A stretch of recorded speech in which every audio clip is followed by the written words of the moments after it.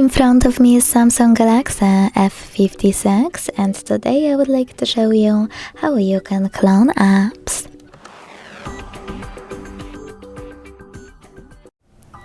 Begin by opening Settings and scrolling down to tap on Advanced Features.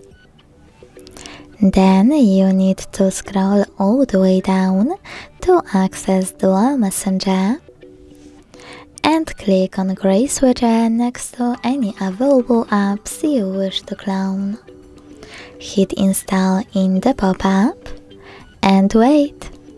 If you want to, you can also use this switcher next to your separate contact list to enable it. Then tap on it on the left and hit Select Contacts to divide them.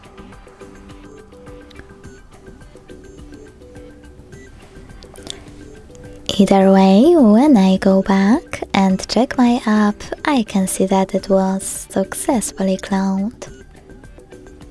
If you wish to delete this clone, you can always go back to the same settings and tap on the no blue switcher next to it. Then hit Uninstall in the pop-up.